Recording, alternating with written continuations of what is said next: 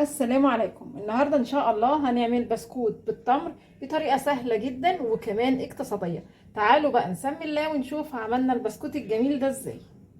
هجيب شفشق الخلاط، هضيف كوبايه الا ربع سكر، نفس الكوبايه هاخد بيها كوبايه الا ربع زيت، حبيتين بيض، اول واحده، التانية باكو فانيليا. تمام كده. هضرب بقى المكونات دي مع بعض كويس قوي بالخلاط. تمام قوي كده. بعد كده هصب مكونات كده الخلاط في بولة. تمام كده، ده شكل السوائل بعد ما اتضربت مع بعضها. انا عايزه بالظبط 3 كوبايات دي اضيفهم على السوائل، بس انا مش هضيفهم كده مره واحده لاني ممكن احتاج اقل او اكتر، فهضيف كده ادي بالتدريج كوبايه كوبايه. هنا معايا اول كوبايه، وبعدين اشرب المواد السائله كده بكوبايه الدقيق الاول. تمام كده. الكوبايه الثانيه، وانا بضيف الدقيق هضيف كده معلقه صغيره بيكنج باودر، رشه ملح صغيره، ونفس الحكايه اشرب كده المواد السائله بكوبايه الدقيق التانية. ابتدت العجينه اهي تتماسك مع بعضها، بس لسه برضو عايزه كوبايه دقيق.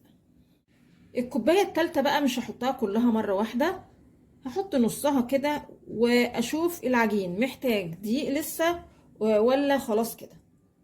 بس لما ابدا في ان انا احط الكوبايه الثالثه مش هينفع بقى ان انا اقلب بمعلقه، لازم بايديا علشان اعرف سمك العجين كده وصل لغايه فين والعجين هيحتاج دقيق ولا لا. خلاص كده العجين بقى جاهز.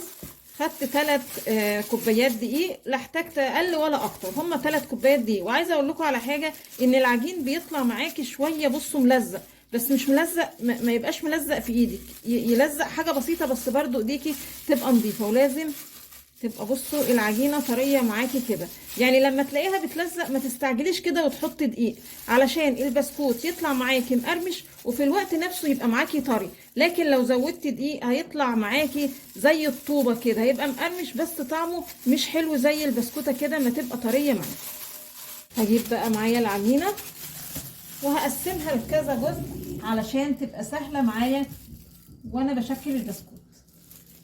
شكلت كل جزء كده لرول، وبعدين هقسم الرول كده لقطع صغيرة على قد حجم البسكوتة يعني اللي انا عايزاه.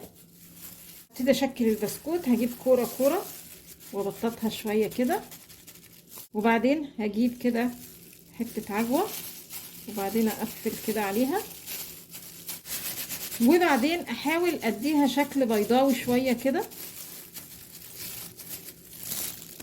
بالشكل ده، وبعدين ادي شرط كده من على الجنب. نفس الحكاية الناحية التانية بالشكل ده او اي شكل يعني يجي في بالك. هرص بقى البسكوت في صينية تكون مدهونة سمنة او زيت، او تكوني فرشاها كده بورق زبدة. تمام قوي كده. هدخل الصينية بقى على فرن سخن على درجة حرارة 180، ممكن ياخد من تلت لنص ساعة حسب درجة حرارة الفرن عندك. ودي النتيجة النهائية زي ما قلت لكم، خد معايا بالظبط حاجة زي نص ساعة، وزي ما قلت لكم كل فرن بقى وحسب درجة الحرارة. شغلت بقى الشواية حاجة زي 4 دقايق بس للوش ياخد لون. بس الخطوة دي مش مهم يعني، مجرد بس ما تلاقي البسكوتة تيجي تحركيها في الصاج كده تلاقيها اتحركت خلاص كده بيبقى استوى. بس انا حبيت ان انا ادي للبسكوت كده من على الوش اللون الجميل ده. تعالوا بقى نشوف واحدة كده. بصوا زي ما قلت لكم بيبقى مقرمش قوي وجميل جدا، وفي الوقت نفسه طري جدا. العجينه بتبقى طريه، وده السوا من الناحيه التانية بالشكل ده. يا رب الفيديو النهارده يكون عجبكم، وانتظرونا ان شاء الله بفيديو جديد، وما تنسوش الاشتراك في القناه.